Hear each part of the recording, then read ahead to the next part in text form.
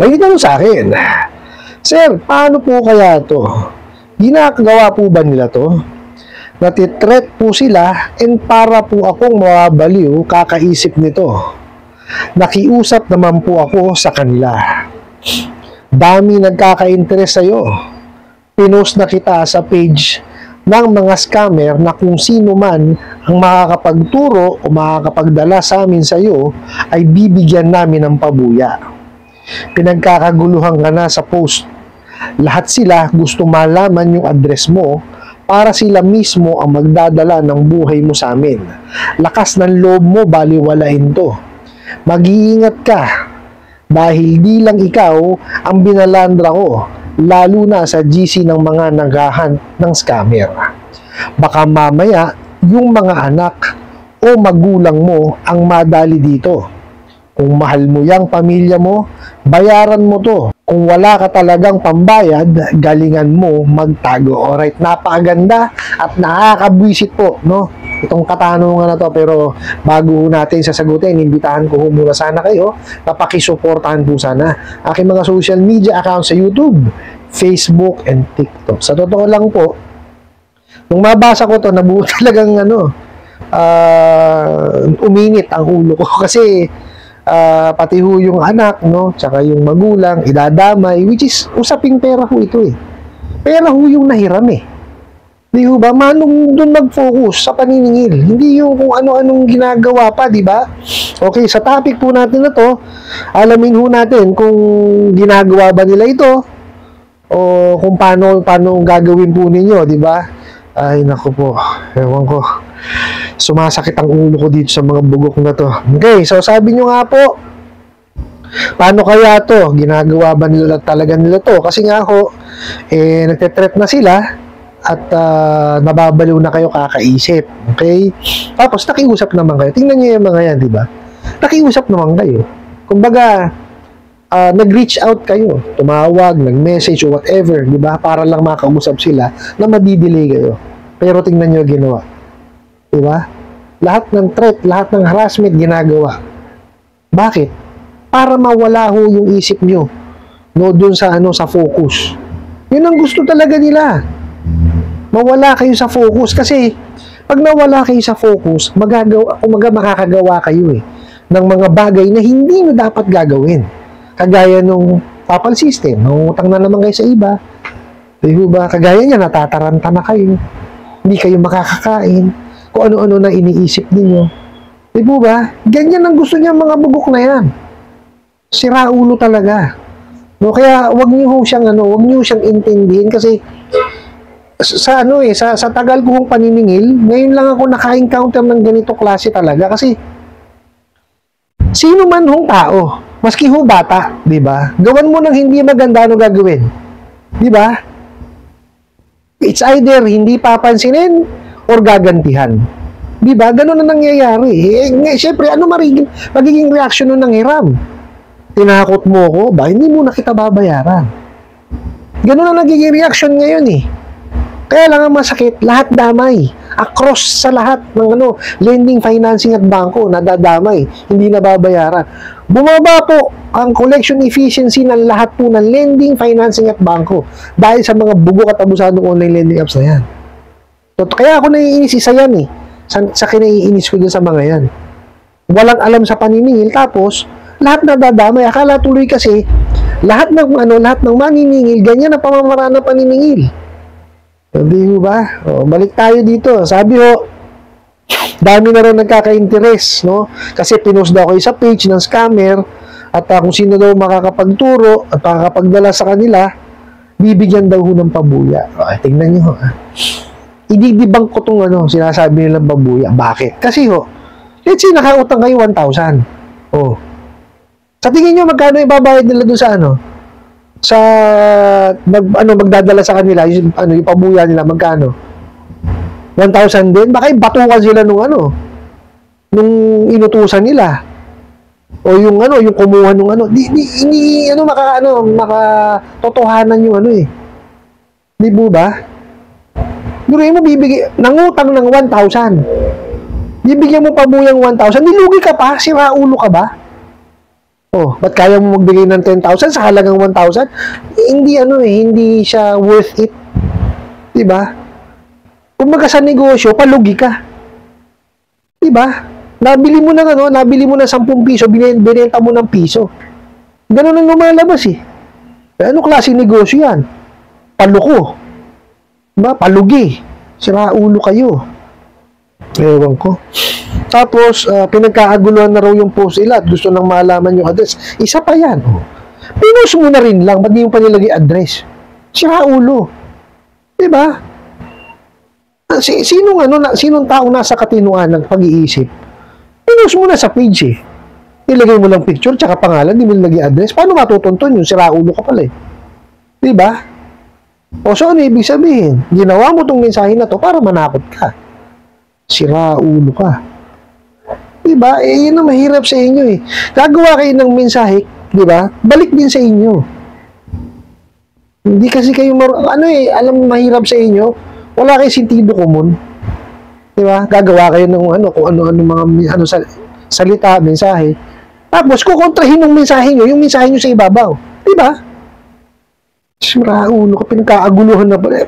Alam mo yun, pinost mo na sa page. Nilagay mo na yung picture, nilagay mo na yung pangalan. Ba't di ba lagay address? Nasa inyo naman yung ID. Di ba? Binigay naman yung address sa inyo. Tsaka hindi yun eh. Ito na lang eh. Bakit ka magpo-post sa page ng scammer? Para maituro, bibigay kang pabuya. Di ba? Samantalang kaya mo naman gawin yun. Tsaka nga binabayaran bugok. Di ba? Kaya ka ginawang kolektor, ginawa kang maniningil, doon ka binabayaran. O bakit magpo-post ka pa sa mga page ng scammer? 'Di ba? Pagbibigay ka pa ng pabuya. Sayang ang pinasasahod sa iyo. 'Di ba? Luging-lugi na 'yung amo mo. 'Di ba? Wala talaga kayong sentido komon. O sumasahod ka, pagbibigay ka pa ng pabuya. Pinautang mo 1,000. O sige nga, magkano ibibigay mong pabuya? 'Di ba? Meron bang tao na magtuturo niya sa halagang 100 piso? Sa hirap ng buhay ngayon, sira ulo ka ba? Pero ipapahamak niya yung sarili niya, di ba? Meron pang nakalagay rito, nag-hunting, sira ulo. Sige, mapunta ho tayo dun sa Tapos, ang sabi pa rito, lakas daw ho ng loob nyo na baliwalain yung nahiram nyo nga. Mag-ingat daw. No, kasi nga daw po, binalandra na raw po sa GC, hindi lang kayo. No? Kung hindi, pati yung anak, tsaka yung magulang. Isa pa yan eh. Kaya ba't hindi dinadama yung pamilya? Diba? Ang nakahiram sa'yo yung kliyente nyo. At ang nahiram pera. Hindi puri. Hindi dangal. Bakit yung sinisira nyo? Diba? Mandadamay pa kayo ng pamilya. Nananahimik yun. Tingnan nyo yung ginagawa yung trauma doon sa sa mga kamag-anak. Lalo doon sa mga anak. Kung maliliit pa anak niyan. Diba? Sira ulo. Kaya nyo bang yun? Kaya nyo bang suklian nyo? Kaya nyo bang bayaran yung ginagawa yung trauma? Hindi naman eh. Diba? Pakawawalang yan nyo eh. Sira ulo kayo. Tapos sabi mo pa rito, kung mahal mo yung pamilya mo, bayaran mo na. Pero kung wala daw ho kayong pambayad, kalingan nyo raw magtago. Abay, sira ulo. Diba? Binigyan kayo ng address.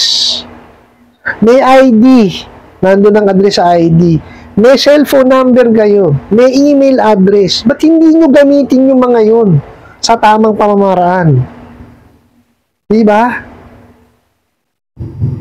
Pag hindi sumasagot sa tawag, o SMS mo, email mo. Kung wala pa rin talaga, puntahan mo. Kausapin mo kasi maayos. Diba? Ng kamote. Nagpalabas pa ang SEC ng Prohibition on Unfair Debt Collection Practices. Inilista yung bawal. So, ano ginawa nyo? Yung bawal na sinunod nyo, mga gago talaga kayo. Diba? So, ano ibig sabihin? Wala talaga kayong sentido. Wala kayong utak. Talaga naman. Nakakainit kayo ng ulo. Diba?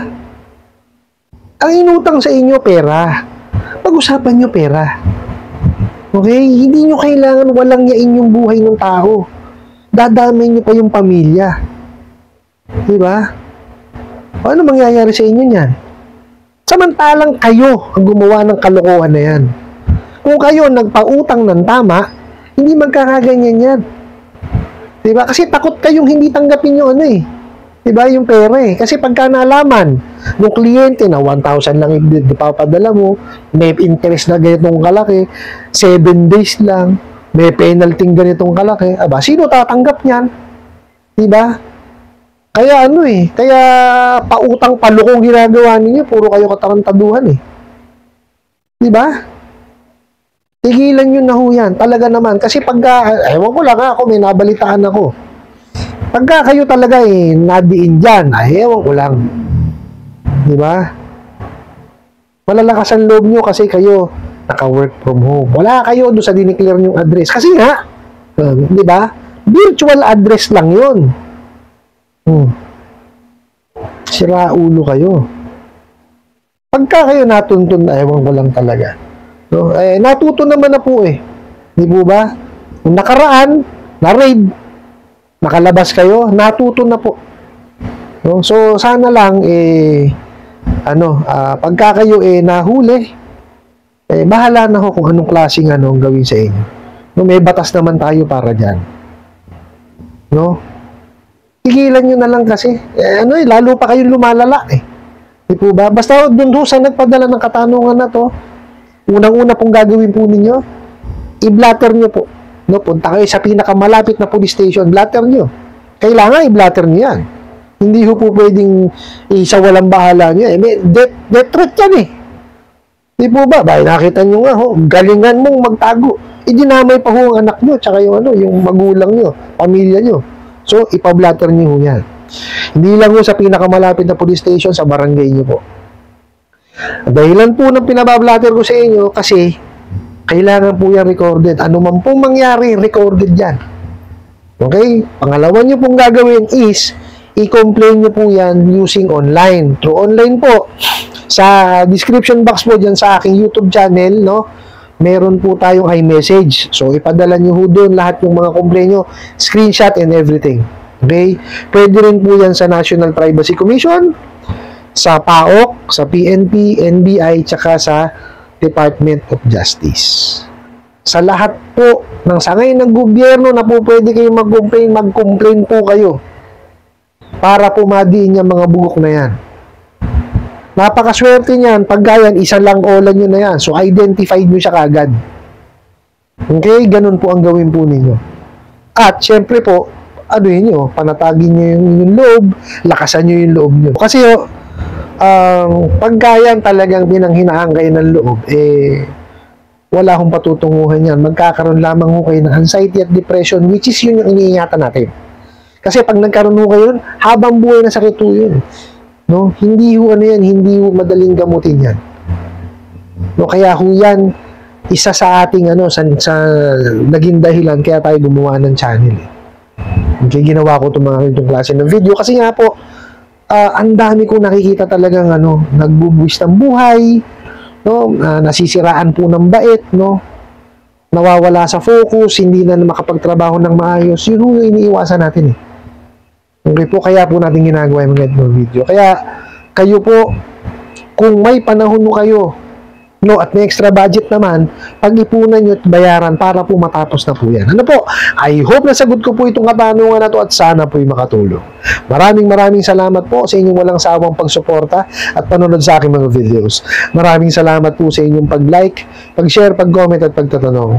And kunin ko na rin po itong opportunity na to na imbitahan po sana kayo na pakisuportahan po sana ang aking mga social media accounts sa YouTube, Facebook, and TikTok. Nasa muli po, yun lang.